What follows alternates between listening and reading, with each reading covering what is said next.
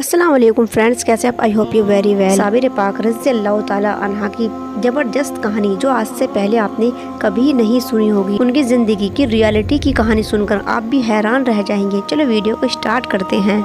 साबिर पाक बहुत जलाली वाली तबीयत रखने वाले बुजुर्ग थे और आप अफगानिस्तान के शहर इराक में 92 हिजरी को पैदा हुए और आपके वालिद का नाम अब्दुल्ला था जो बहुत ही नरम दिल के मालिक थे और आपकी वालिदा माजिदा बीवी हाजरा हजरत बाबा फर्दुद्दीन गंजशकर रहमतुल्लाह के सगी बहन थी। आपके वालिद के इंतकाल के बाद आपकी वालिदा आपको इराक से लेकर जॉर्डन बाबा फर्दुद्दीन की खिदमत में हाजिर हुई और साबिर पाक को हजरत फर्दुद्दीन गंजशकर रहमतुल्लाह अलैह को सुपुर्द करते हुए फरमाया, अब इस बच्चे की परवरिश और तरबियत आप ही करेंगे। बाबा फर्दुद्दीन गंजशकर ने बच्चे की सूरत देखते ही फरमाया, ये बच्चा बड़ा होकर औलिया इकरामों में से होगा और एक दुनिया इससे फैज़ याब हो जाएगी। बाबा फर्दुद्दीन ने आपको खुद तालीम देना शुरू किया और आपने 3 साल में ही सभी उलूम में ज़ाहिर हासिल कर ली थी और 3 साल के बाद आपकी वालिदा भाई से यह कहकर वापस चली गई कि अब आगे आपको ही इसको तालीम देनी है, इन्हें कोई तकलीफ मत होने दीजिएगा।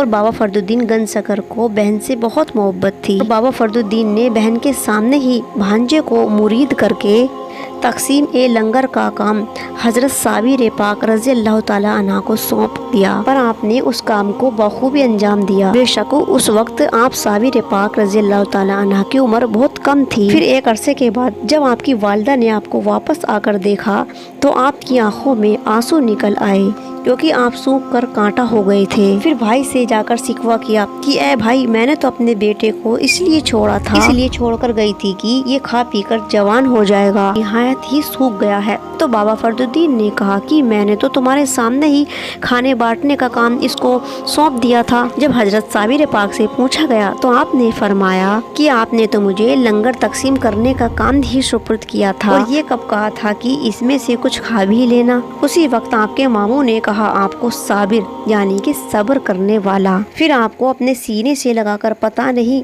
खुदा जाने क्या क्या अता फरमा दिया। उसके बाद भी बहुत सारी बातें ऐसी हैं आपके बारे में जो आपको हैरान कर देंगी। एक बार आपकी वालिदा ने अपने भाई की कलियरी साबिर पाक की शादी का इरादा फरमाया तो भाई ने कहा कलियरी साबिर पाक को अपनी शादी का होश ही नहीं है और बार बार रिश्ते के लिए इसरार करती रही और बहन के बार बार इसरार करने पर बाबा फर्दुद्दीन गंजशकर बेटी खतीजा का कलियरी साबिर पाक से निकाह करवा दिया गया। अपने दुल्हन को अपने हुजरे में देखा तो आपने पूछा कि तुम कौन हो? तो बेगम खतीजा ने जवाब दिया कि मैं बीवी हूँ आपकी। तो आपने फरमाया, जब हम खुदा के हो चुके हैं तो हमें किसी और की क्या जरूरत रही। जब आपने बीवी पर नजर डाली तो बीवी जलकर राख हो गई। सुबह जब आपकी वालिदा आपके हुजरे में आई और राख का ढेर देखा तो फरमाया कि मैं तुम्हारे मामू को क्या जवाब दूंगी। और उसी वक्त उनको बुखार आ गया और कुछ दिन के बाद उनका इंतकाल हो गया। जब आप अपने हुजरे में दाखिल हुए तो पूरे 9 साल तक अंदर ही रहे और बाहर नहीं निकले, ना ही कुछ खाया ना ही कुछ पिया। जब आपके मामू बाबा फर्दुद्दीन गंजशकर सुबह के वक्त हुजरे में दाखिल हुए तो क्या देखते हैं कि आप बिल्कुल खामोश एक जगह अल्लाह की इबादत में मशगूल थे। जब आपने उनके कान में 7 मरतबा इलाही बुलंद आवाज में कहा तो आप होश में आ गए और सामने मुर्शिद को देखकर कदम चूम लिए और आदाब किया। फिर बाबा गंजशकर ने आपको बाहर लाकर और आपने फरमाया कि कलियर का इलाका मैं तुम्हारे सुपुर्द करता हूँ। वहाँ पर एक कौम गुमराह है, वहाँ पर खुदा के बारे में बताओ, उनको इस्लाम के सही मालूमात दो, उनको इस्लाम की सही मालूमात पहुँचाओ। कलियर उस जमाने में एक बारौनक शहर था। फिर वहाँ आपको तस्लील किया गया और वहाँ के लोगों ने कहा ये तो एक जादूगर है। तो आपने सुनकर फरमाया कि हज़रत मोहम्मद मुस्तफ़ा सल्लल्लाहु ताला अलैहि वसल्लम की सुन्नत आज इस फ़कीर के हक़ में ताज़ा हुई है और ये फरमाकर वहाँ से वापस चले गए। फिर आपने फर्दुद्दीन बाबा को ख़त लिखा कि यहाँ तो मैं नमाज से भी महरूम हो गया। फर्दुद्दीन गंजशकर ने सब्र करने के लिए कहा पर वहाँ के लोगों का वही हाल रहा। दोबारा ख़त भेजा तो बाबा फर्दुद्दीन ने कहा कि शहर है कलियर तुम्हारी बकरी है, तुम्हें इख्तियार है कि तुम उसका दूध पियो या उसका गोश्त खाओ। फिर जुमे के दिन आप जुमा मस्जिद गए और वहाँ से आपको मस्जिद से भी निकाल दिया गया। फिर आपने गुस्से में फरमाया कि ए जालिमो, तुम अल्लाह के घर में भी फर्क करते हो और यहाँ भी अल्लाह के बंदे बनकर नहीं आते। لیکن کسی نے پرواہ نہیں کی۔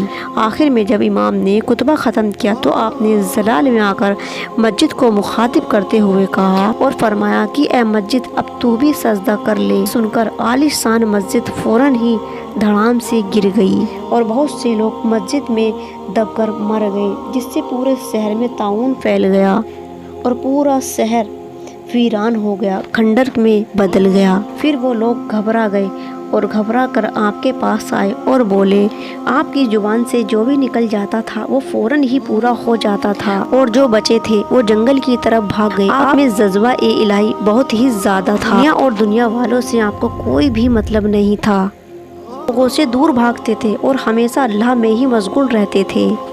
13 ربیع اول 465 ہجری کو آپ اس فانی دنیا سے رخصت ہو گئے۔ آپ کے جلال کی وجہ سے آپ کا مزار 200 سال سے بھی زیادہ لوگوں کی نگاہوں سے چھپا رہا، دور رہا۔ کوئی بھی آپ کی مزار کی طرف جاتا، نظر اٹھا کر دیکھتا تو بجلی اس کو جلا کر کے راکھ کر دیتی تھی یا پھر اس کو سانپ کاٹ لیتا تھا۔ اسی وجہ سے آپ کے مزار کے پاس دور دور تک کوئی بھی آبادی بس نہیں سکی۔ شیخ گنگوئی رحمۃ اللہ علیہ ایک دن جھاڑو لگا رہے تھے تو ایک آواز آئی کہ ہمارے مزار پر بھی جھاڑو لگا دیا کرو۔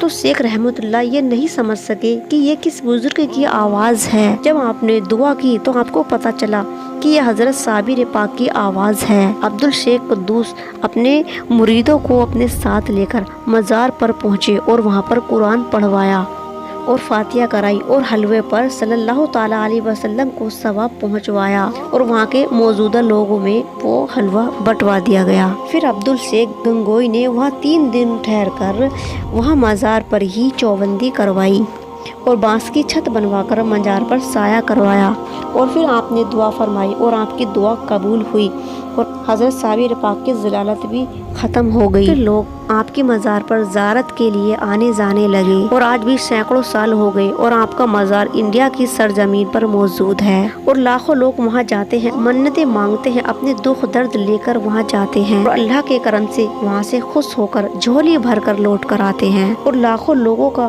یقیدہ آپ کے اوپر ہے۔ یہ تھے کلیئر شریف، یہ تھے کلیئر صابر پاک، اللہ کے پیارے، اللہ کے ولی۔ آپ نے پردہ کرنے سے پہلے شیخ شمس الدین سے کہا، ہمیں غسل دینے کی ضرورت نہیں ہے، ہمیں کفنانے کی ضرورت نہیں ہے، نہ ہمارے جنازے کی نماز کوئی پڑھائے گا۔ تو شیخ شمس الدین نے کہا، تو پھر آپ کے جنازے کی نماز کون پڑھائے گا؟ تو آپ نے فرمایا کہ ایک شخص گھوڑے پر آئے گا، وہی ہمارے جنازے کی نماز پڑھائے گا، اور ہمارے پردہ کرنے کے بعد ہمیں ہمارے حجرے میں لے جا کر باہر سے دروازہ لوک کر دینا۔ تو شیخ شمس الدین نے اور آپ کے ساتھیوں نے ویسا ہی کیا، اور جب تک پانی گرنے کی آواز آتی رہی آپ سب باہر انتظار کرتے رہے۔ پھر جب پانی گرنے کی آواز بند ہو گئی تو دروازہ کھولا تو کیا دیکھتے ہیں، غسل بھی ہو گیا ہے اور کفنا بھی دیے گئے ہیں۔ اب انتظار اس کا تھا جو گھوڑے پر آئے گا۔ اوپر ڈھاٹر لگا کے کوئی آیا اور آپ کے جنازے کی نماز پڑھ کر جانے لگا تو شیخ شمس الدین نے آپ کا دامن پکڑا اور کہا، حضور آپ مجھے بتا دیجئے کہ آپ کون ہیں، ورنہ میں ان لوگوں کو کیا جواب دوں گا، کیونکہ ہر وقت میں ہی ان کے ساتھ ہوتا تھا۔ جب گھوڑے پر سوار شخص نے اپنے منہ سے ڈھاٹا ہٹایا تو کیا دیکھتے ہیں، حضور صابر پاک ہی ہیں۔ ایک طرف جنازہ رکھا ہے اور دوسری طرف جنازے کی خود ہی نماز پڑھا رہے ہیں۔ یہ تھے اللہ کے ولی صابر پاک کلیری۔ اگر ویڈیو پسند آئی ہے تو پلیز لائک کرنا، کامنٹ کرنا، شیئر کرنا اور چینل کو کرنا subscribe. Thank you for watching. اللہ حافظ۔